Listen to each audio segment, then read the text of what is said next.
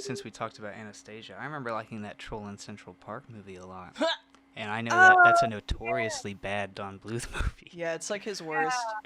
That was like in his slump in the middle, but before he started with Anastasia, and because his last movie was Titan AE, which Yeah, I like that movie. I don't care. I'll defend that movie. I liked it too. I just know why other people didn't. Yeah, it's super cool.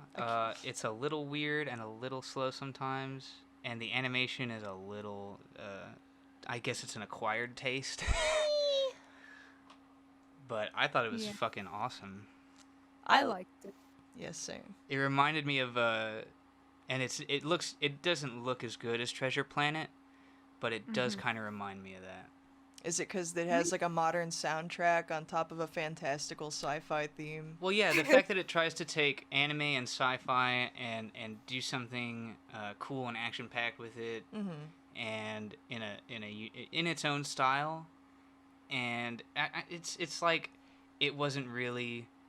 I don't know what it is about sci-fi specifically. It seems like it's really hard for sci-fi to like get a blowout hit, you know, unless it's like just super cheesy or high special effects, or there's some kind of like just lightning in a bottle about it. I don't know.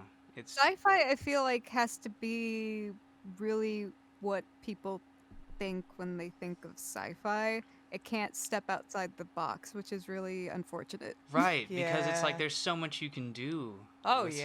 sci-fi. There's so many stories you can tell, so many allegories you can tell, and all people really want nowadays is like dystopian fucking futures and shit. There's so many good sci-fi stories with so much unique shit that's already been like illustrated and written down. They just haven't been turned into movies. Like hardly any of them.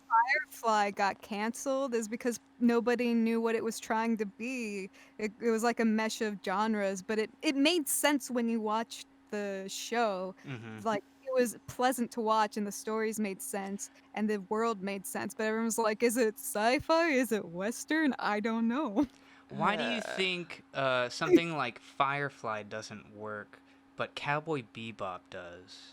Because Cowboy Bebop is anime. Yeah. And anime is always weird to a Western audience. Also, the suspension of disbelief when it comes to animation in general allows for a broader range of films to succeed where others wouldn't. I mean, that's why there's so many animated musicals when regular musicals are kind of hard to make good. I think musicals have a hard time translating to film just because of the disconnect with a live performance that you have with the screen, as well as like there's just not much interesting stuff happening for a screen in a musical. That's not always true. It depends. If you film a musical like a stage performance, it's going to be boring because you don't have the thrill of a live performance. But if you do creative stuff with a movie musical, it won't be boring. But people don't know how to do that. Yeah. So like you're talking about something like, I don't know, like Jesus Christ Superstar or Mamma Mia. Those are the more boring ones, you guess, or Mamma Mia is just bad. Yeah, Mamma Mia is just bad, but like Jesus Christ Superstar or one of the other Andrew Lloyd Webber plays or something, like not something like Cats where it's like a stage play or something like, and Cats is a weird anomaly anyway, but yeah. I've never actually seen Jesus Christ Superstar just because I'm not a big fan of Andrew Lloyd Webber, even though I love Cats. Yeah. Maybe that's why. Like, I like his most niche thing and nothing else. Yeah, Andrew Lloyd Webber is a hack. He's overrated. Oof. Damn. Hot take. Harsh. I love Stephen Sondheim. That's the guy I like in terms of big name musical people. What's he done? I'm a novice to this. He's done Sweeney Todd. He did Into the Woods. The plays or the films or both? Both. Okay.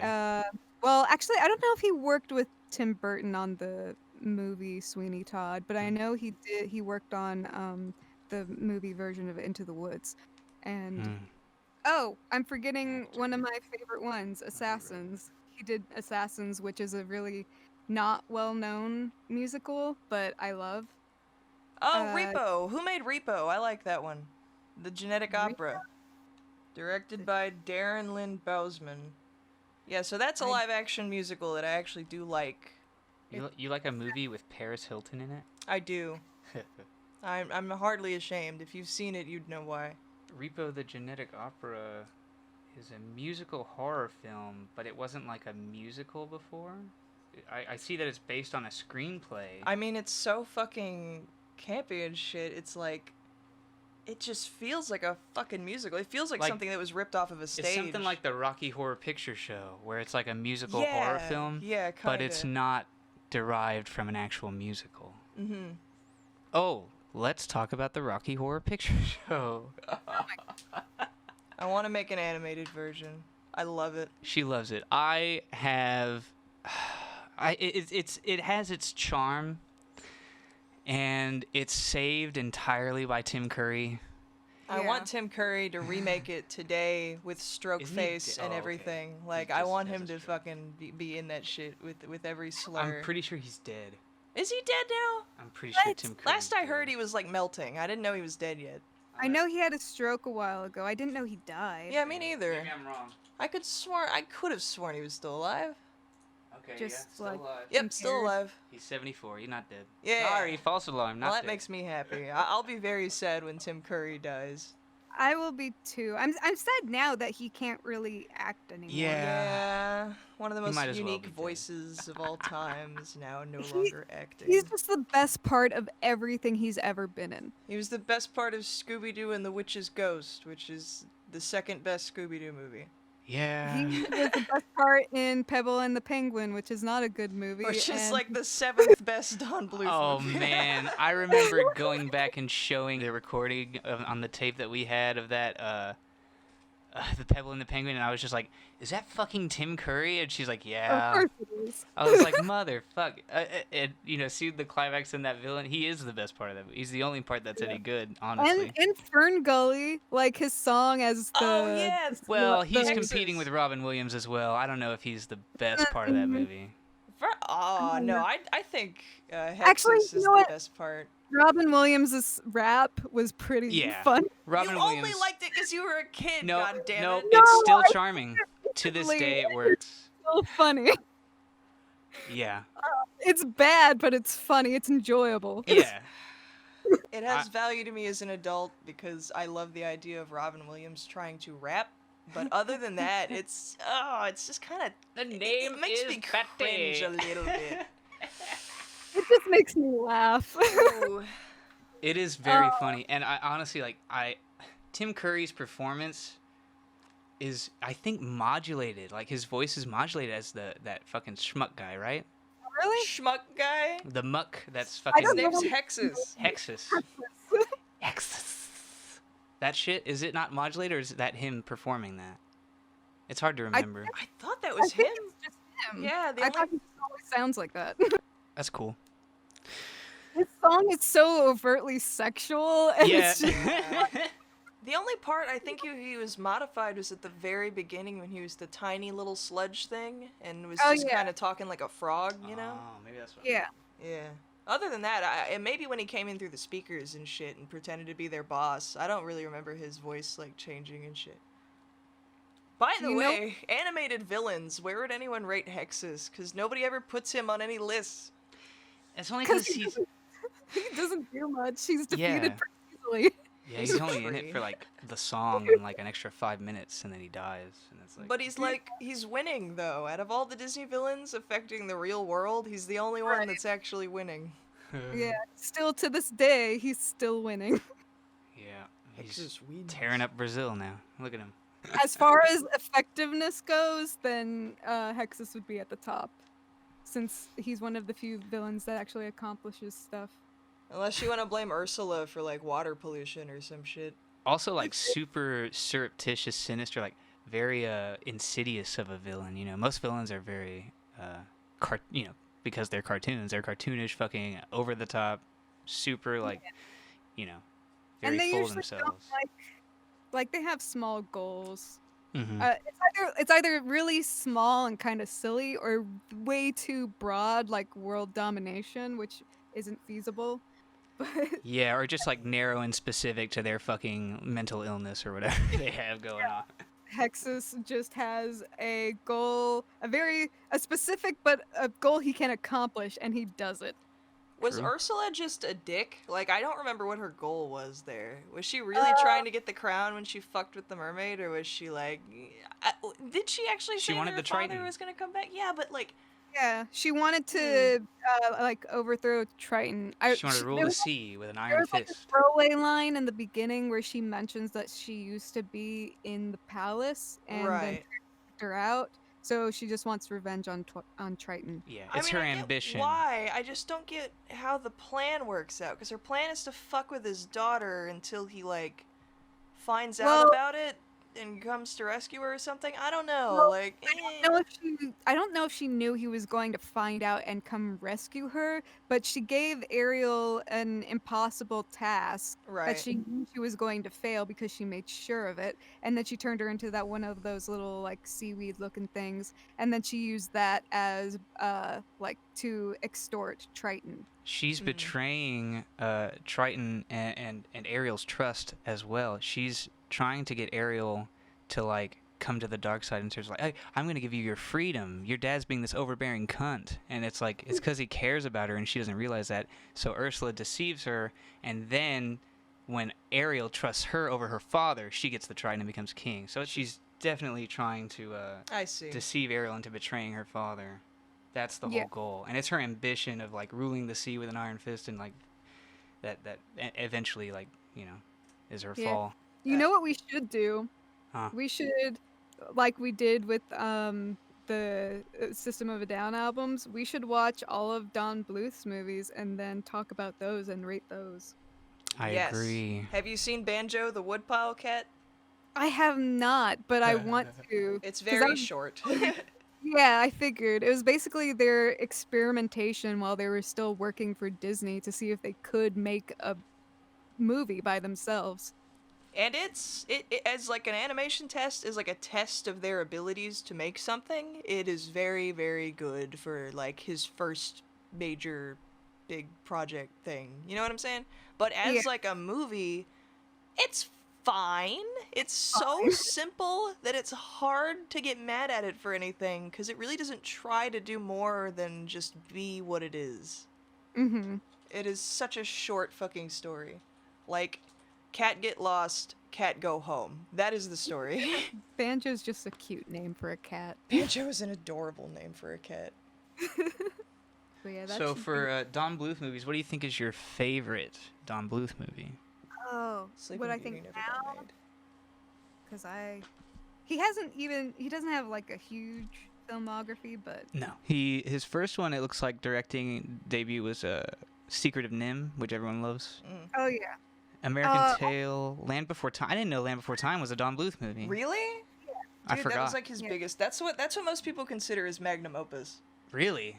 Yeah, I I thought- kind of agree, but not really. most people consider The Secret of Nim to be still his best movie. Yeah. I think that's the best movie, but most people who think like Don Bluth's best and most successful and like most like heaviest, hard-hitting movie, most people look at the fucking Land Before Time. I honestly thought All Dogs Go to Heaven would have been higher than Land Before Time in that regard. Really? The Secret of Nim wasn't really that successful because the company kind of screwed them over with marketing and distributing. But Yeah. American Tail really succeeded because he had Spielberg's help. Yeah. Like, get it out there and get people watching it. I mean, An American Tale is still really good. Land Yeah, Before- all those movies are still, those first four that he did, Secret of Nim, American Tail, Land Before Time, All Dogs Go to Heaven, they're all four of them are like classics. I didn't know he worked on Pete's Dragon. all four of them are solid. Yeah, Pete's Dragon was when he was like he's worked on a bunch of different Disney movies. Yeah, he was animation director for Pete's Dragon. That's interesting. True. Yeah. He quit when they were working on The Fox and the Hound. Yeah. Yeah. And then that movie. What do you think of that movie? The Fox and the Hound? Yeah. I love that movie. Yeah, I did. I see like I it. haven't watched it in a long time, and I know there's a part that gets kind of slow. There's a Like part what- that makes me cry. that. Yeah. Oh, there's lots of parts that make me cry. Oh. Let's all agree that his best work, Don Bluth's best work, is definitely Bartok the Magnificent. It's absolutely. Agree. It's absolutely- He's still like when you see interviews of him, he still talks about Anastasia and Bartok the Magnificent really fondly, just because he had a bunch of fun working on them. oh, That's I bet. awesome. Yeah.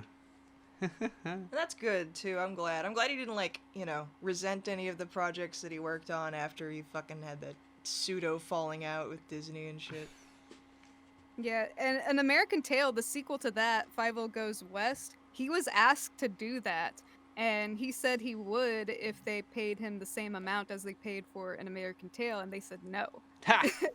And Fuckers. then they ended up paying more for it anyway by going to someone else. God damn it.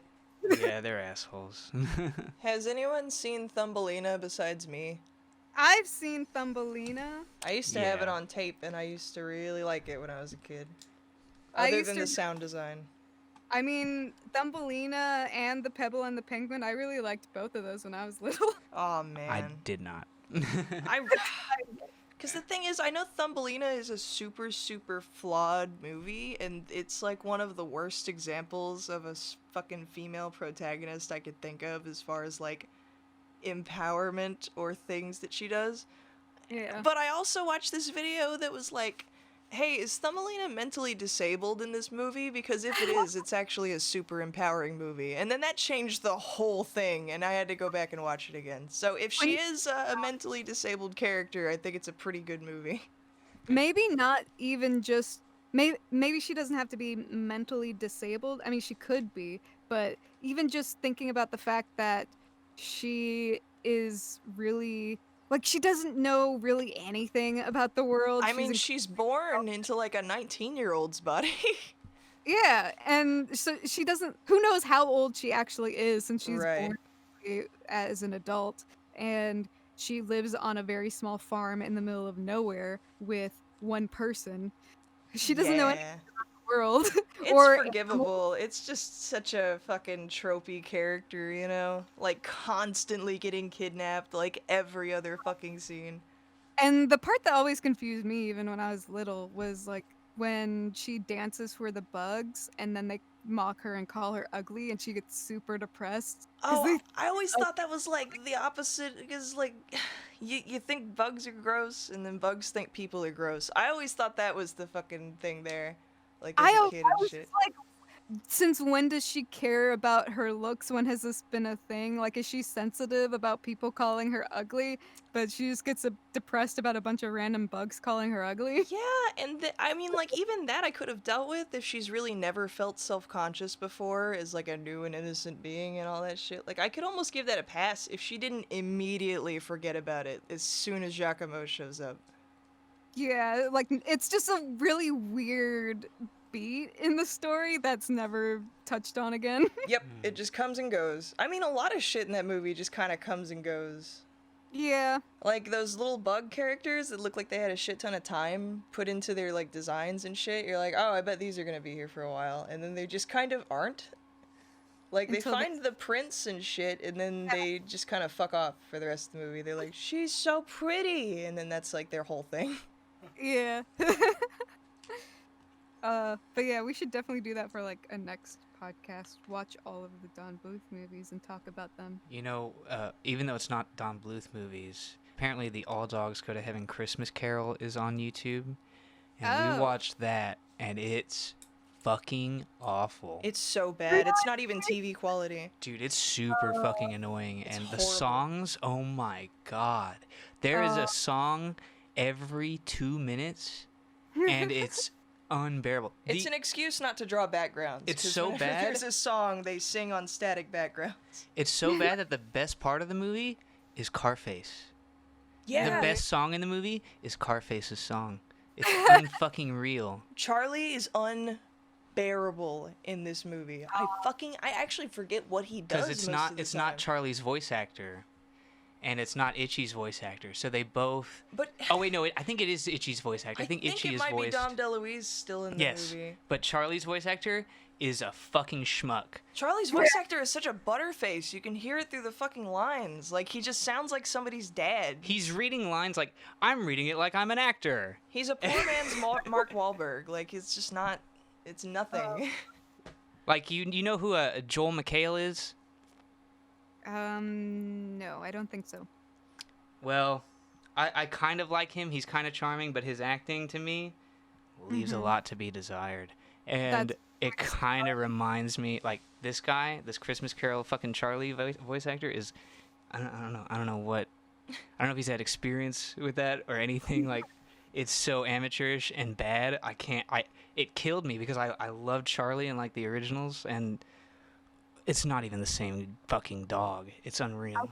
I wonder how the sequel, like the one with the horn, Gabriel's horn or I whatever. never Yeah. remember that one. I remember it vaguely. I remember there were, even when I was little watching it, I remember there were parts I didn't like about it, but I remember the climax being intense. Yeah, they're on like Yeah. not Ellis Island. What is Alcatraz. it? Alcatraz. Yeah, with the fucking devil and shit. That got Yeah. pretty fucking crazy. Yeah, the devil I want cat. to watch it again I kind of to do see too. if it holds up.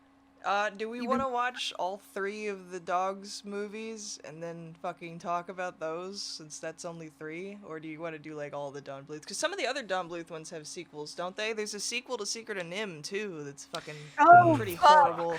Oh my If you want to appreciate Don Bluth, If you want to go down this road, do you know how many Land Before Time fucking sequels there are? Oh my actually? god! I've seen all the way up to 12.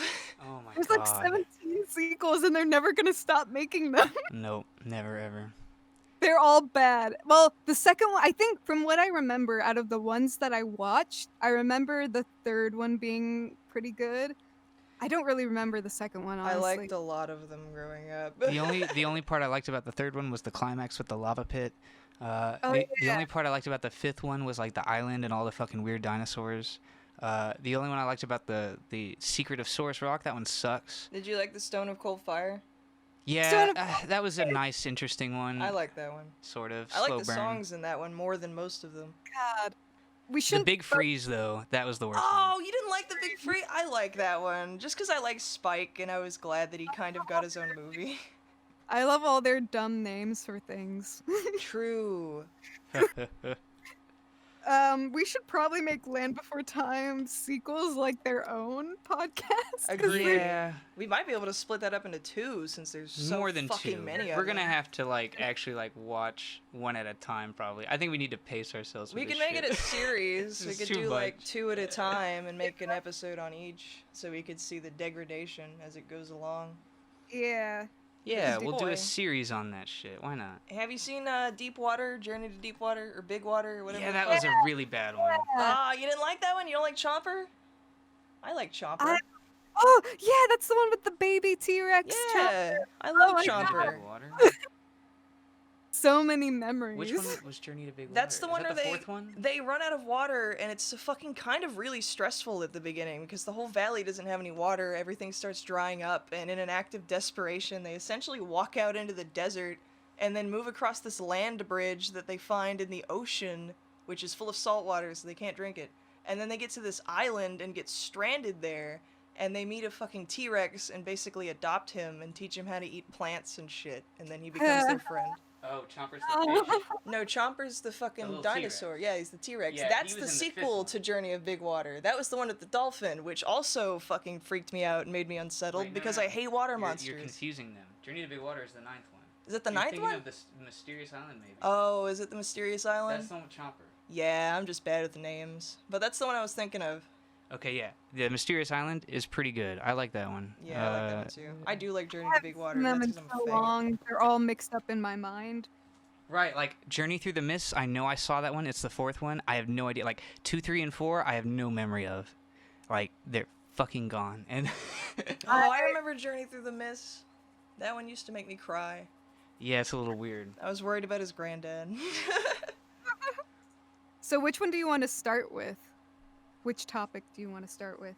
Well, we can start with the Don Bluth like we wanted to. We'll watch Secret of Nim and I guess Secret of Nim 2, and we can do a podcast on those and compare them. And then we can just go to next, like, what's after that? An American Tail, and we can watch those sequels, because American Tail has 3 sequels. Yeah, and And- those are actually have a lot more meat on them. I like a couple of I those. think it has more than 3. Really? I thought it had 4 total movies, because I don't know. Let me see. I like the Uh, one with Nellie Brie. Which one is that? Is that the teacher mouse? She's a And- a reporter. She's like a spunky reporter, and Oh, she the one drags. with Yeah. The monster in Yeah. like yeah, I And love the that one. poodle, I like that one. Yeah. So after Five Goes West, they came out with The Treasure of Manhattan Island, which had, like, the Indian mice in the cave. I do not remember do that. You don't remember that one? They had to like blow a hole with dynamite or something to get into the fucking like tunnel or something. Yeah, I do remember that one. Oh man. And then when they got into the deep fucking tunneling cave, there was like a whole civilization of like fucking It's like an Native American Aztec-looking mice. thing, right? Yeah. These fucking tribal mice. Yeah. I remember that. Wow. I know I've seen 50 Goes West recently, recently than the others, and that one's wow. Yeah, and the other one is the Mystery of the Night Monster, which introduces the reporter mouse who's trying to solve the mystery of the fucking monster. Yeah. I remember I loved that one, The Mystery of the Night Monster. Yeah, so we can watch all those and talk about those for sure. I actually quote that. I just realized I adopted a quote from that movie when I was like 5 and then just internalized it forever. Because there's a part where they're fucking talking to these Chinese mice about like what the fuck happened to them, like what monster attacked them and shit. And then the fucking mouse is like saying all this crazy shit about what happened, and then she's like, and then they went down like this, and I scream, I went, aye! And I still to this day do that shit, and I didn't realize it was from that, but that's what it's from. Yeah, no, I do remember catching those sequels on, I guess it was Toon Disney at the time. They had a lot of animated movies on that network before it was defunct, and Hey, something else I want to review that no one ever talks about.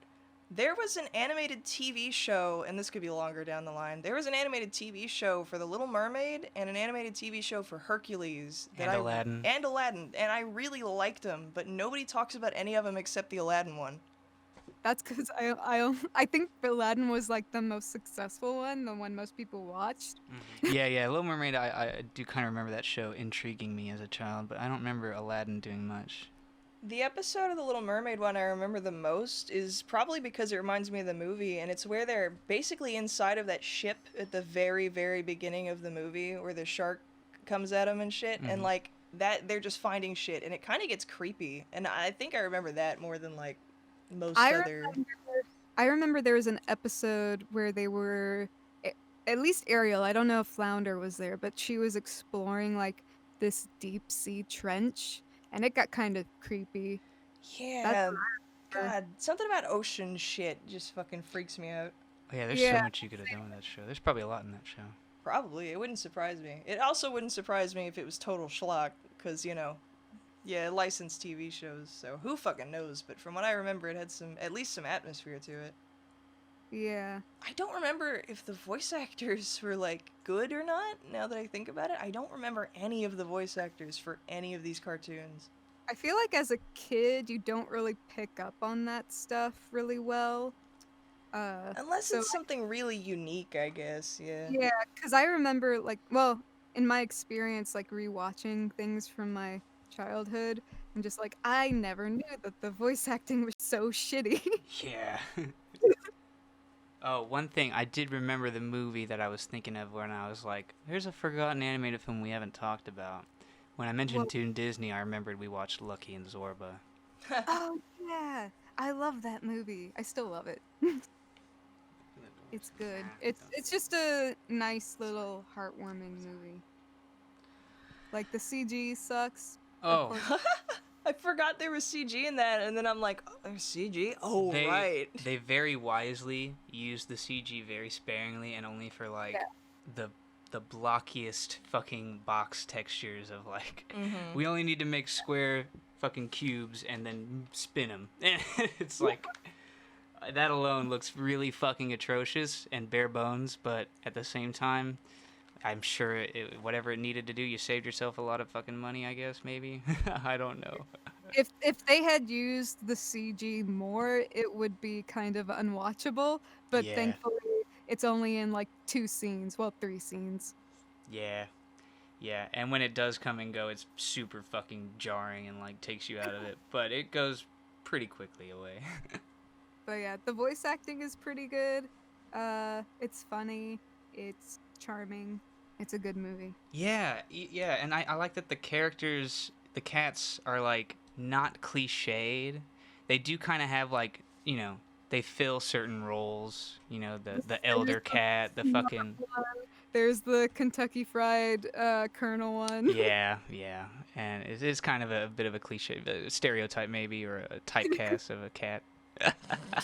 Type cat. Type cat. Just one elder cat, one little snivelly fucking cat. Like, I don't know. I like the snivelly cat. I'm the little asshole cat. You know. But then, like, by the end, you know, that little fucking orange cat, you kind of, like, see through his little insecurities and his fucking, you know, even he has, you know, development, which is fucking cool. Does he? Yeah, because, yeah. when he, like, you know, makes Lucky, like, his little fucking jabs that are like, oh, you're not even a real, look at you, you little piece of, like, he really fucking lets her have it, and then she runs away, and he's like, oh god, what have I done? And he actually learns a little something from that, I feel. Oh, yeah, when she's flying away, he says, bye, sister. Yeah. That was sweet. That's cute. It's a very sweet movie. It made me cry. Yeah, it's a super sweet movie. And, you know, it product of its time. It still has the environmental fucking impetus, you know, the fucking oil in the water spill, like, that CGI was super fucking weird to see, but then when she falls into the water and you see, like, the animating on the oil and shit, and it's like, oh, man. I hate that they gave that bird so much fucking personality and shit, like made it so easy to get attached to and then fucking killed it that quick in the movie. Like, I know. Why did you make it talk to hard. other birds and like make plans right and in the shit beginning. if you were just gonna murder it? It's a fucking kids movie. It's not a David It's Lynch meant to film. hit you, dude. That made me sad when I was young and watching it. The cats tried so hard to save her, and then they were too late. I like the library cat with the long face. I like him too. Yeah. He's a smart aleck, but he's nice. You know, it's a short and sweet film. I think the songs, maybe not that good. I don't know what you thought of the songs. The only one I liked was the "I'm So Happy to Be a Cat," and then That's the only one that I remember. and the one where, you know, she was sad singing it as a reprise, and I really liked that. The somber sort of, like, and her performance in that song was, I thought, pretty good. Were there other songs? I Yeah. There was the death song that fucking fucked me Yeah, up. the Rats have their own fucking- song. Oh yeah, the Rats have a the Rats song. have two songs. Yeah, and they're They not. have their song that they sing in the beginning, and then the song when they sing when they're about to eat what's her face. I think Lucky. what hurts the Rats songs is that they're more of an industrial kind of vibe, and Yeah, the mix they is really just kind of washed. I actually Yeah. didn't remember there were rats in this movie until you said the rat song. It all came flooding back, and I was like, "Oh yeah, plot. It's not just cat." Yeah, the Rats songs, they just kind of mumble along, or I don't know. And I gotta say, the Rats as characters, probably the least memorable. Like you said, you didn't even remember the Rats. Yeah. And, like, their designs are kind of cool, I guess, and sinister, but also, like, It's a little the main derivative. guy's just a big blue one with a small scar, and, like, And there's his not name much. is just Big Rat. Yeah, there's not much to his character at all. It's literally what fucking Rick said in that one episode of Rick and Morty, where he's like, "You think you're fucking special just because you're bigger or you're alpha or you have a scar or some shit, but I don't fucking care because you're no different than any of these other fucking rats." Like Yeah. that's And their motivation's not even really that clear. Like, why do they want this fucking bird again? Or the egg or whatever? Like, food. I assumed it was to eat. I know, yeah. They want to eat Lucky, but they want to, like, apparently these rats, because even when you see them in the movie, they're big rats, bigger than what a rat would be compared to a cat. They're talking about how these rats are, like, growing in size and number, and they want to, like, basically take over everything. Mhm. Which would be really cool in a few other movies. It would be really cool if they actually showed more of the rats being threatening, because they don't really Yeah. do much. Yeah, the rats are actually, like, most often portrayed as failures, like bumbling idiots. Oh, the songs. We didn't really talk about the songs, Yeah. except that I don't really remember them, except for I'm So Happy to Be a Cat. Yeah, that's the one. And there's a couple other ones, like the girl has her song. I liked her song because of the animations that go through when she's singing. The human girl. Yeah, there were humans in that movie. She sings a song? Yeah, she's I think it's her. It's whenever the little doodles are going through in the song. Oh, okay. I remember enjoying that sequence. I don't really Yeah. remember the song though. I think that's why I don't remember any of the songs, because they're not really attached to the plot. It even goes so far as to like separate them visually and go to a different visual style and shit for a lot of the songs. So like other than the rat one and the cat one, none of them really have anything to do with the story. I remember at the end, Lucky sings another song. Yeah, I'm It's like the outro song. I'm pretty astonished that I don't remember a lot of the songs too, because we did just watch it like a few weeks ago, and Yeah. wow, I guess they're not. I Very don't know good. why I'm so happy to be a cat is so memorable. I think it's just the longest. It's the and has repetition. all- That too. Yeah, the cats are all singing it, and it's repetitive. And there's so- also the reprise that Lucky sings. It's a little Yeah. different with the same words and motif. Yeah. But yeah, Lucky's reprise is really nice.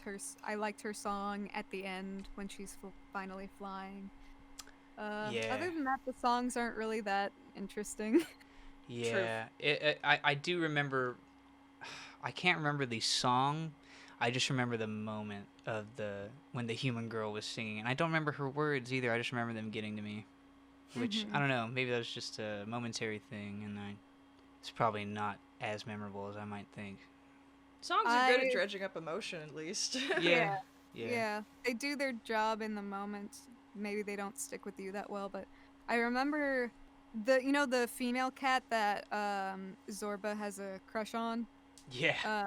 I think it's okay that they included this just because it furthers his personality a little bit, gives him an interest. But I like that they don't force the romance between the cats and have them get together in the end. Yeah, there's not like an actual subplot there. Yeah, it's just oh, she's pretty. Yeah. Is this that cat I like? That said, I do think this movie does kind of suffer from it seems like there is no B plot, and it just kind of has a meandering about of an A plot. That's true. The rats kind of could have been a B plot, and that intertwines at the end, but they didn't really spend any time on them. Didn't flesh their character out at all. Yeah. They're just kind of a phenomena of nature that just comes for them. Right. They just keep trying to kidnap Lucky and keep failing. Yeah. And I like that there's hundreds of rats, but they literally only send 2 to go catch this fucking bird. Yeah. And it's really funny, when the cats actually go all out on the rats. There's and they're just clawing at them. And it's not very epic, but it's just kind of a little funny. But also because they talk so much shit. Every scene the rats are in, they're just talking shit, and then they go get the fucking hell beat out of them. Out of nowhere, it's all right, we're here, we're cats, you're fucked. It's oh, we're fucked. It's what did you think was gonna fucking? I thought the Trojan horse of cheese was... I don't know if it's clever or cliche, honestly. It's cute. Yeah. It's a cute And them leaping out from it was a little... they had the weird slow-mo animation looking shit that was kind of oh, I don't know. This reminds me of The Lion King, and I don't know how I feel about this. Yeah. I just don't know. They took donations of cheese, and it was all different sizes, different kinds of cheese, and then the cheese somehow ends up this one homogeneous wheel. Yeah. I don't know how they did that. That's some impressive engineering for cats. And through the power of animation, we made it look uniform. Hey, that one cat had an encyclopedia, bro. He could have figured it out. I don't... Maybe. Yeah, he knows what the word melt means. Was that the only other movie that we watched? Lucky and Zorba, Last Unicorn. As far as forgotten ones, I think that was the main ones. I don't remember. Those are the only ones that we watched anyway. It's we wanted to talk about them because they're forgotten, and then we're you know what? It's kind of hard to remember these. There's so many. I'm sure there's so many forgotten animated movies. We would have to look for them if we wanted to make that a series that we talk about. Oh, right. There's a bunch I still want to talk about. Mostly Korean movies and shit from the 60s and Don Bluth films and that one Weird Sisters movie from the 90s that I fucking gush about. Hopefully I just a little off the record is just if this gains an audience, hopefully we would have somebody who's talk about this, and we're oh, of course. Maybe someone will name something, because there's so many, especially during that period where Disney wasn't really good at animated movies. So many different animation companies sprouted up trying to gain an audience. Yeah. Did you see any Ralph Bakshi movies? The stop motion Christmas ones. No. There's like Fritz the Cat. There's Wizards. There's the Lord of the Rings. Did he do that? The Hobbit animated movie from Oh the 70s. yeah, Or 80s. So, that's yeah, the you've one seen the that I Hobbit one, mentioned yeah. earlier. I've seen that one, and we should probably talk about that one because I bet no one remembers that one. I remember that one because he's one of my favorite directors. I also remember it because fucking Samwise Gamgee's in that movie is like, okay. Ralph Bakshi. He directed a Lord of the Rings 1978 film. He didn't direct The Hobbit. That's right. Fritz the Cat. I learned about Fritz the Cat in my history of animation class. Oh, that makes me so happy. True. I didn't see the animated Lords of the Rings. Who did the animated Hobbit? Because that's the one that I saw. I don't think I saw the Lord of the Rings. The So- 1977 Hobbit movie is a Japanese-American animated musical television special created by Rankin Bass. That's why he looks like a Rankin Bass character, is because he's the fucking same company. That all makes sense. I didn't know that. Their fucking eyes and their buck teeth. It just sticks in your head. Every time you see it, you're like, oh, this harkens back to some old shit. I didn't realize the Hobbit movie was so short. It's barely over an hour and 15 minutes. Oh, yeah. Well, that's pretty long for the time. Oh, Like, yeah, animated- animation, yeah. I mean- Animated movies were very short. You kind of said the same thing about The Last Unicorn after we finished it. You were like, I was shocked that that movie wasn't 2 hours long because it was so poorly paced. Like, that was my least favorite part of The Last Unicorn, was just that it was so fucking slow. That's fair. It is slow. At least the last third is very, very slow. I know you mentioned the Rankin Bass, like, well, not here on the podcast, but before when we were talking about watching Forgotten Things, Mm-hmm. mentioned some of the Rankin Bass stop motion animated Christmas stuff, Mhm. or some of them aren't Christmas, but they're just, I don't know. I don't remember any of them being any good. Oh, I they're remember not. them all being terrible. I mean, some of the songs in them are okay. Like the Heat Miser, Snow Miser shit. I still Oh, get yeah. stuck in my head all the fucking time. Heat Miser, Snow Miser, and that one song that goes one foot in front Yes. of the other. This, Those like yeah. get stuck in my head.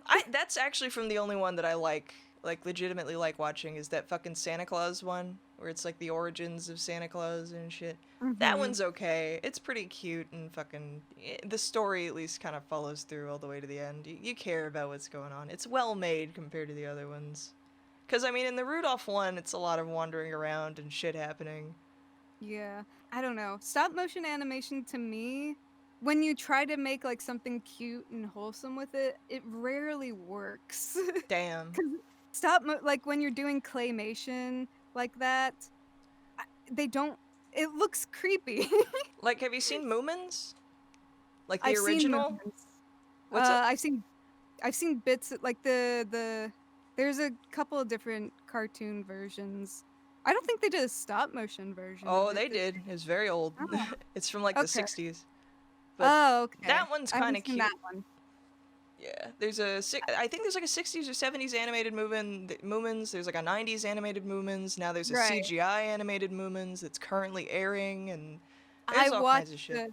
the CGI one because my friend she grew up on the 90s one, Mm. but I can't really find anywhere to watch that, and I was able to find the CGI, the new Moomins. It's really good. I like it. That's I can't good. get I can't get to the second season though because I watched the first season and I can't find where to watch the second season. Damn. I watched a bunch of the older ones from like the 80s or the 70s or whatever on fucking, or might have been the 90s. I don't remember how many series there are, but one of them has a lot of episodes just on YouTube, like just able to go watch on YouTube. I was kind of surprised, but I actually feel- haven't been able to find the CGI one anywhere.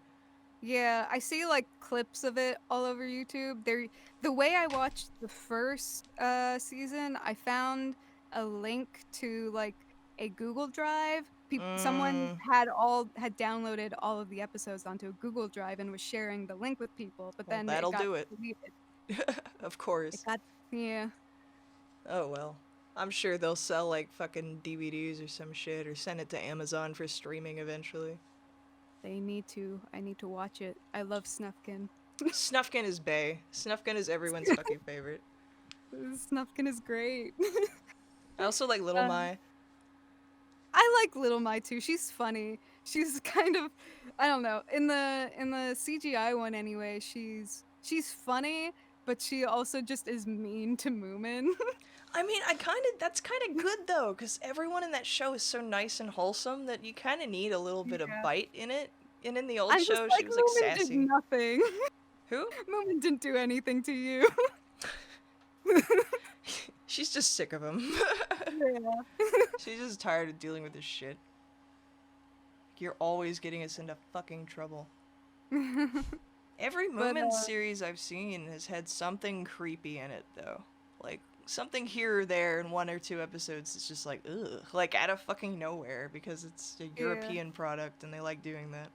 Yeah, going back to the stop motion, I feel like anytime stop motion is used for something creepy, I feel like it works much better because stop motion is just kind of inherently creepy. True. Like Coraline. Or Corpse Yeah, Bride. Coraline. Yeah, Corpse Bride, and what was that? Paranorman. Oh, I love yeah. Paranorman. Yeah, that's a good one. I can People never often- find it. People often forget that one, but that one's pretty good. I've Yeah. only been able to see it once. Every Halloween, I can never fucking find it anywhere that isn't paid. Yeah. It's so frustrating, because, like, not only do I like that movie and nobody ever talks about it, but a lot of people slept on it when it came out, because I think it came out Mhm. around something else, like, bigger. Was Monster House stop motion? Monster House was Yeah, not stop motion. Wait. Oh no, it's just crappy CG. It's mocap CG, which Mocap, is why it's so right. weird. Mocap. It is mocap, and I actually really like that movie as far as mocap movies go. I think it's, like, the best one that came out of that studio. Yeah, it's a good movie. Just the human faces are still kind of weird because Yeah. mocap wasn't that good at the time. I can't help but like it. There's something gross about Monster House that, like, reaches into my fucking being and is like, hey, there's nothing about this that appeals to you, but for some reason you're really into it. And I'm just like, yeah, I thought guess it I has. am. I thought it had its own charm that the other movies like it didn't. Right. Like Jim It's- Carrey's Christmas Carol, I didn't feel like had enough going for it. I think it has one of the most Carrey's- sympathetic villains. Oh, I've I forgot that it existed. Yeah, that's a mocap one. ever seen. Jim Carrey. Yeah, that one. Oh, yeah. Yeah. The Christmas Carol Right, that Jim yeah. Carrey did as Scrooge. I don't know. yeah. Like, mocap has its uses, but making a whole movie using mocap is kind of makes it stiff and weird. Mm-hmm. Yeah, Mars needs moms. Less. Oh my god, I've never seen that. Was that a mocap one? Yes, it was. It was very I- bad. I haven't seen it. Release the Seth Green cut. As far as the stop motion ones go, I don't think I liked any of them except Frosty the Snowman. But that was, I think, traditional animation anyway. Frosty the Snowman was 2D. Is that a Rankin Bass That's a one? yeah, but If it's you're a thinking 2D of the animation. Rankin Bat, yeah, Yeah. it's a 2D.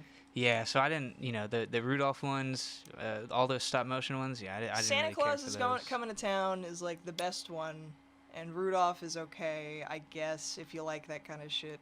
The rest of them are pretty lame. The Baby New Year one is probably the most boring one I fucking saw. I mean, it wasn't even really boring, it's just lame. Like, nothing that happens fucking matters. Even though they show you a lot of weird shit, like, nothing ever really continues on in a meaningful way, so it's just kind of there. I feel like, from my memory, my least favorite one was the little drummer boy. 'Cause Oh, that that one yeah, sucks. That one's not good. It was nothing. Nothing happened. They and it don't was even play ugly. that one as much as they play the other ones. Everybody knows that one's fucking lame.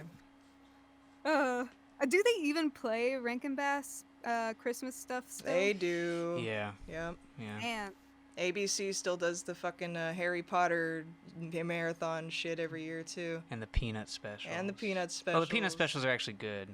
Yeah, and they're classics, more or the less. Christmas one is good. The Christmas one's good. I guess the Thanksgiving one's okay.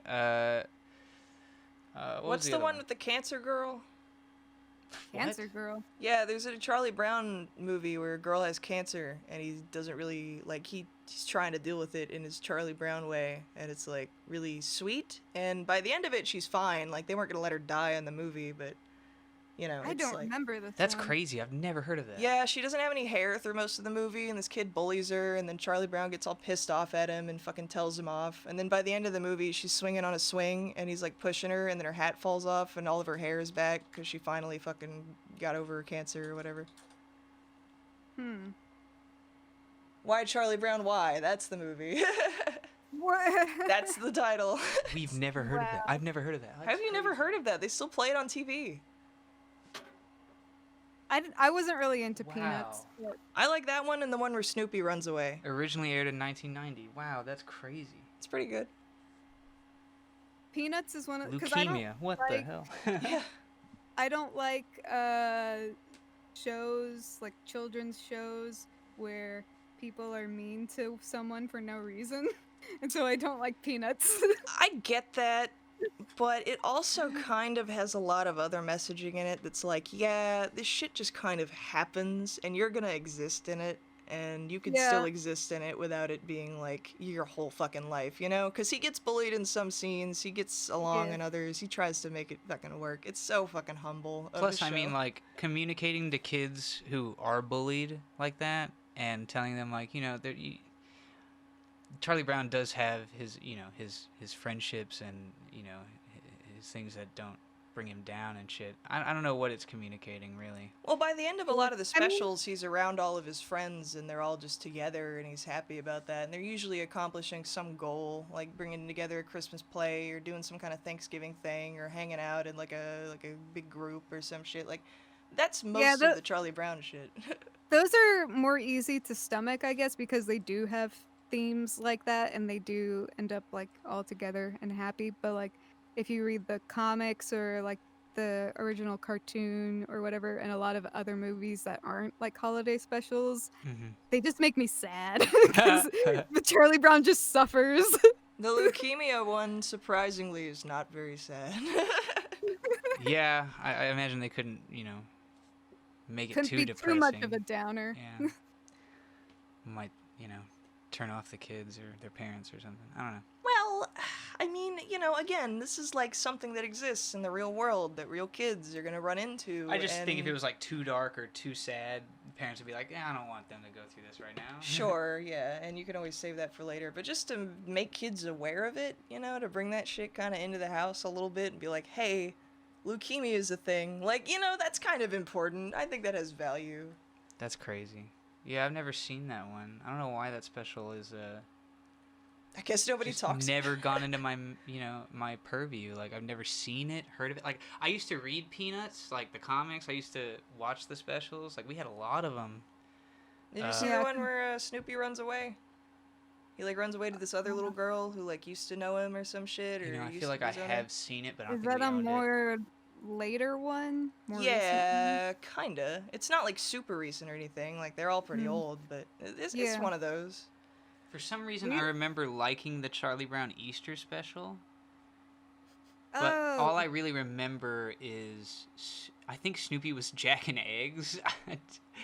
And he's like pretending, or no, was he the Easter Bunny throwing the eggs around? By the end of the special, he was the Easter Bunny. Yeah, that's right. And I think that's why he was fucking doing something weird the whole time. I just remember a lot of egg coloring in that fucking movie special. Yeah, like- there was a lot of egg coloring and a lot of Snoopy. Yeah. And I just remember really liking those eggs. Like, I didn't want to eat them or anything. I was like aesthetically like, those are some fucking nice eggs.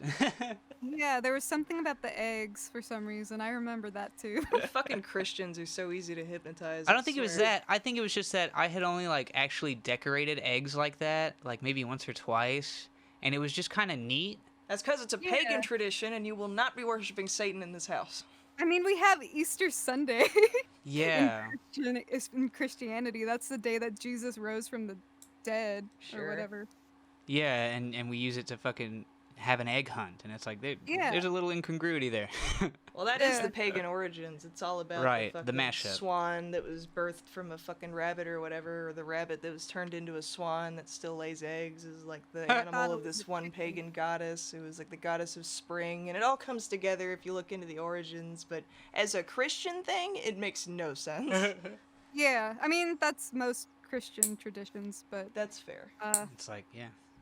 The eggs were just, I think the colors, like Easter colors, because I remember the special being heavily like Easter color palette, and I think that's one of the reasons why it was just pleasant to look at, and the egg coloring was just kind of hypnotizing. It was just really a nice, pretty, calming color. It also didn't, I don't think it brought up like Christianity or Jesus dying on the cross or anything. No, like it was in the just Christmas special, my least favorite part of that Peanuts Christmas special is Linus's fucking speech about Jesus, and I'm like, what the Yeah. I don't feel like this fits in here. Like, what are you preaching to me for now? Like, it just feels like Christmas, where it's like, hey, we're all having a good time, we're all celebrating the fellowship of man and shit, and then Grandma by the way, comes over. a fucking Jew died 2,000 years ago for everything that you love and care about. Fucking acknowledge that shit, and it's like, what? Weren't they trying to put Talk about on Jewish a guilt. Christmas pageant, like the story of Jesus' birth? Isn't that what they were doing?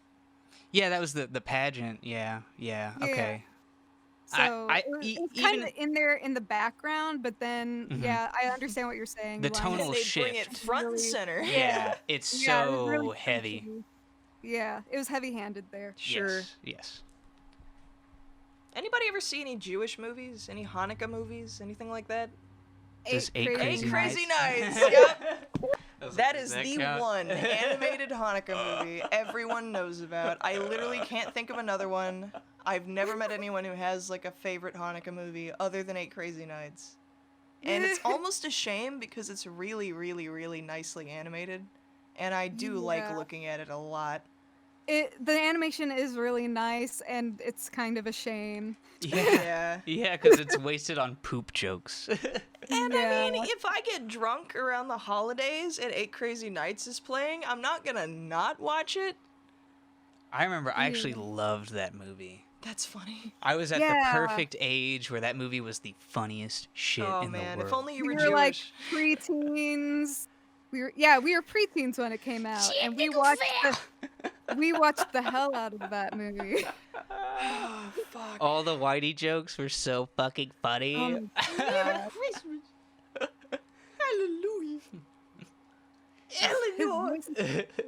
God, their voices are just impossible to listen to. Oh, it's still. I could still listen to Whitey. I still find that voice yeah. funny. And we watch like a gaming channel that does a lot of like voices and shit as like for like fucking fun and shit, and they do the Whitey voice pretty often just for goofs and Oh my gaffs. goodness.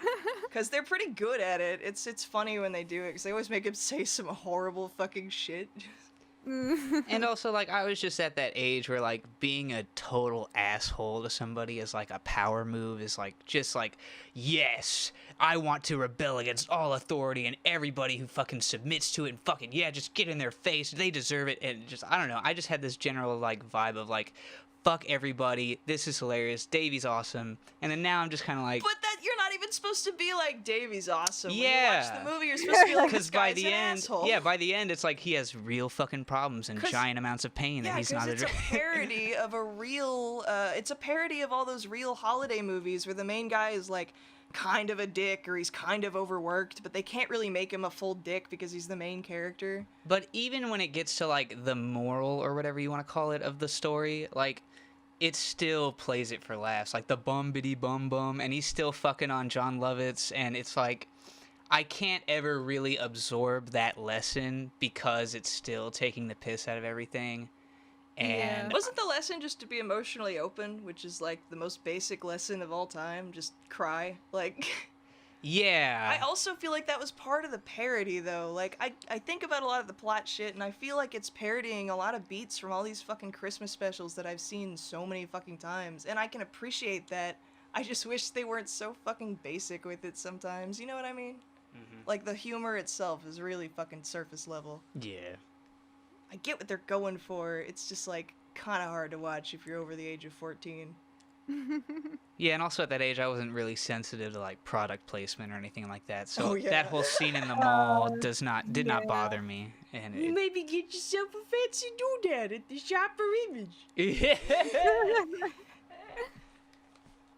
Yeah, there should be more Hanukkah movies. Why aren't there? True. True. Do you guys want to make a Hanukkah movie as former Seventh-day Adventists? I feel like people would dig that. No. Oh. Thanks mean, for I outing will- us. Thanks for outing us. I wouldn't mind making a Jewish movie. Yeah, you fucking prejudiced piece of shit. What do It's you not have about against... prejudice. Like, I'm not a Jew. I feel like I'd be stepping into I would have to, like, learn about Judaism. Like, I don't know. I feel like you would have to learn more about animation.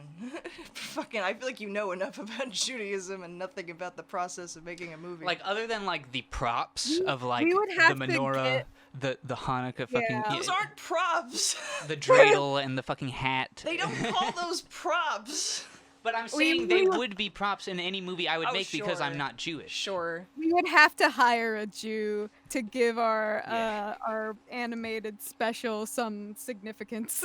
This is John Goldman. He's our resident Jew for this movie. Our resident Jew, our Jewish advisor. He's what makes it authentic. We had a black person in Loqueesha. It's not a racist movie. Less. We should make an animated version of Loqueesha. No. We should make it animated so that he can actually transform into a large black woman and then go back to his white man ways. I don't think we can legally do that. We would have to buy the rights, and we don't have the money. Are you kidding? That movie's probably like $20. Nobody wants that shit. Loqueesha. Loqueesha, I've never heard of this. Oh, man. You should Google it when we're done here. The trailer is great. Okay, Yeah, I'll it's look such it a weird tone deaf movie. Like, If you like to cringe at horrible fucking tone deaf shit, it's perfect. like when you first see the trailer, you're gonna be like, "This can't be what this guy's doing, right?" And then So, eventually, It's a white man turning into a black woman? He pretends to be a black woman for a radio Oh. show. yeah, Yeah, and nobody Uh-huh. knows that he's white. Oh. Yeah. Yeah. And it's a call-in radio show and shit, and he's sitting there in a desk, and he's like, girlfriend, I don't know about that. And it's like, ooh, what are you doing, 30-year-old white man? He's not even really good at a black chick gotta go, voice. y'all. Gotta cash my welfare check. Hello, Murder Incorporated. That's from Snow White and D7 Dwarves, another overlooked animated classic. Oh, I had to watch that for my animation class too. Did you? Oh my god! Yes. That's so fucking funny, dude. Fucking Cumtown just made a video about this, or they talked about it in their podcast. Oh my god. I watched that shit and I was like, what the fuck, Warner Brothers? Have you seen Jasper? It was by George Powell. Never heard of it. It was claymation. He did a series. He's actually George Powell. He was, I want to say Polish, and he may not have understood all of the implications of what he was doing. He just really liked black people, and so he made he's done several short animated movies featuring black people that are kind of problematic. Boy. You should definitely look into Ralph Bakshi. In fact, you should watch a movie called Coonskins by Ralph Bakshi. That is exactly what you'd think it would be. But I will say, all of his movies that have touched on race have been extremely controversial, and a lot of black actors and black people of note, and some activists have even come out in his defense because his entire intention when making these movies is to combat the stereotypes, especially the animated stereotypes. So it all just kind of depends on how successful you think he is. And a lot of people think he did a pretty good job. I think he did pretty well, but he definitely straddled a line. And I kind of respect him for that, because I don't feel like a lot of people can do that ever, except for like Mel Brooks and shit. You know what I'm saying? Mm-hmm. And Mel Brooks, like, I guess he does a lot of other race jokes that aren't just his, because Ralph Bakshi and Mel Brooks are both Jewish, and they do a lot of Jew jokes, but Ralph Bakshi leans a lot more towards, like, racial humor in a lot of his movies, and it's kind of hard to deal with sometimes if you don't understand the context. So I can get why some people wouldn't like him and others would. One of the reasons I think Ralph Bakshi shit works is just because it's like a lot of it is like audio captures of like actual candid conversations that he's animated over, and there's not a lot of written dialogue. All the background characters are real people talking in real places. Yeah, so it does feel more representative of a time and a culture that, you know, people don't really see like an actual representation for. But he fucking films like live streets and shit. He'll film like a live street and drive down it and animate a character walking over it, and it's so fucking surreal and weird and low budget and shitty, and it's great, and I can't look away from it. It's like a a wonderful tattoo that somebody got in the 70s that's just grungy and faded and covered in liver spots and shit, and it's fucking awesome. I looked up George Pal. He's Hungarian, actually. And he, the thing that he did that I had to watch was Jasper. He did a series about Jasper, but he did this one episode, Jasper and the Haunted House, which we had to watch. That one was actually, I enjoyed it. I thought it was funny. But I could understand that there's some stereotypes that are in the Jasper character that maybe people might not like. And there was backlash to that, saying, you know, it was racist. And Yeah. so he made damn, what is it called? Johnny something. And it was like a old folk tale that was part of African American culture. He made it into an animated thing, and we had to watch that one too. And watching that one, I felt like it was more problematic. But I think like people liked it. People accepted his apology, and they liked it better. I think just because it was a folk tale that actual African Americans told, and not just a character that he made up. Right. And it was like historic event. But I don't know. There was something about the portrayal that sort of hit me as like being worse. Yeah. I mean, when it comes to like representation of black groups in America, especially through like movie media and shit, there is sort of the sentiment that for the longest time, black people couldn't really represent themselves like in media at all. So it kind of always had to be done by some white guy for a while. And even though that was more progressive than no black people on TV, it wasn't great. You know, there was still a lot of like that fucking coal black shit and all that crap. So like when there is something sympathetic, you can't really give it shit because of the time it was made in, you know? Yeah. Like there just wasn't anything else. But there are also just a lot of examples of tokenism. Oh, of course. Yeah, huge amounts. The name of it was John Henry and the Inky Poo. He was laying like railroad tracks. John Henry was a mighty man, born with a hammer. The Inky Poo was a machine that was designed to lay railroad tracks. So he was trying to like beat the machine in laying railroad tracks. That's not the one with the super catchy song, is it? I don't remember a super catchy song. Okay, never mind. Because I've seen it. I saw an old animated folk movie that was like, it was an American movie that was done by like I guess Disney, and they did like several animated segments in it, and they all looked different. And one of them was a John Henry movie, so I didn't know if that was the one you were talking about. This was done in '46. Then no. It was a stop motion animated thing. Oh, definitely not.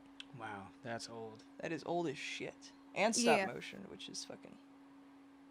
I think 40s stop motion, and I can't think of anything that isn't horrifying. But yeah, there's one part in it where, like, I think it was his mom is worried about him, because, I mean, John Henry, he dies in the end. So, spoiler alert. But his mom is worried that he's gonna get hurt or something, and so she's trying to stop him, and he's just like, "Get off me, woman! I can't stand whatever." Like, that's not great. Yeah. Not the version I saw. In fact, in the Disney version, his mom is literally, like, singing to him at one point, like, "Come on, you can do it, baby. You got this." So, opposites. Yeah. The one that you mentioned before, Snow White and the Seven Dwarfs. Yeah. It's something. It's so racist that it's fucking insane. Like, there's literally a truck that comes by at one point called Murder Incorporated. Like, the truck, that's who it works for. Yeah. And on the back of the truck, it says, "We'll murder anyone. Midgets half price. Japs for free." It's like, Jesus fucking Christ. There's like a bottle in the background of one of the scenes. It's like this old fat... It's the evil queen, so she's like this big black chick who's super fat and shit. Wow. And like one of the bottles that she's drinking out of says Eli Whitney's Cotton Gin. The the queen, the evil queen, she's voiced by a guy. Her whole character is just, unattractive, big black woman. And then Snow White or Coal Black is the opposite. She's the sexy young temptress. She's got ass. Yeah. They definitely focus on the ass in her introduction. If you know the 50s, 40s, jumping and jiving, zoot suit black guy, kind of cool black guy stereotype, that's in this, hardcore. The dude has dice for teeth. It's so fucking great. Wow. Isn't there, also military propaganda in this? Oh, yeah. Because, the dwarves are soldiers, and she ends up with one of the dwarves instead of the prince. Because, it's more noble to die for your country than to literally do anything else. We're not a fascist nation, don't worry about it. But yeah, Coal Black also, when the queen is trying to have her killed, that's when the Murder Incorporated van comes in. She hires them to kill Coal Black, and then it's not shown what she does, but it's implied that she gave them favors. And so they let her go. Well, those promiscuous dark women aren't as prim and proper as us homely white fellas and gals out here just trying to get by. We're not and dolls. Guys and dolls. We had a whole section that where we had to watch racist animated movies. Song of the South. I missed out. That's not an animated movie. That's mostly action. Kinda. It has little bit. animation. It's got segments in it that are. It's animated movie. birds. Would you call Pete's Dragon an animated movie, actually? No, I guess I wouldn't. Yeah, exactly. But that's the thing. Pete's Dragon doesn't have full animated segments in it, does it? Does Song of the South have fully animated Yeah, when they're segments? telling the story of Briar Rabbit, when the uncle dude sits down and tells them that shit, it actually does go into the cartoon world and shit. The animals and everything don't interact with him until the last bit of the movie when he's singing and walking up the hill. Well, this was all only fully animated movies. We didn't watch anything with live action in it. And we were talking about race and how it developed in media. Right. You watch any Japanese propaganda? We watched American propaganda. What kind of liberal indoctrination scam are these fucking universities running? What kind of... I'm sorry. I don't think we watched any propaganda from any other country, but we did watch how the Walt Disney Company made propaganda during World War II, and Warner Brothers made propaganda during World War II. Everyone made propaganda. Yeah, and they didn't stop. We watched some of the propaganda. Well, that's good. Astro Boy. Astro Boy wasn't even American. No, but it was propaganda. Yeah. That was one of the chapters that we weren't required to read, but we could, when we were writing our papers, we could write a paper on something that was talked about in that chapter. That was covering animation from Japan and from the rest of the world. So I didn't read it. So what are we watching after this? American Tail, Land Before Time? Oh, Secret of Nim, American Tail. Well, we'll watch The Secret of Nim 1 and 2. Okay. Prepare for the biggest downgrade you've ever seen in your life. Yeah, because it's been so long since I've seen either of those. Oh, man. The second one is so shit.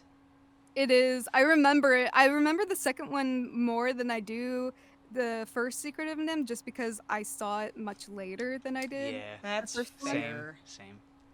But I'm aware it's very shitty. It's horribly shit. The only thing it kind of has going for it is that you get to see a little bit more of the mad science shit, but it just kind of craps on it. It makes it so Looney Tunes. Yeah. But I am excited to watch Secret of Nim again. Hell yeah. Good shit. Alrighty then. Alrighty then.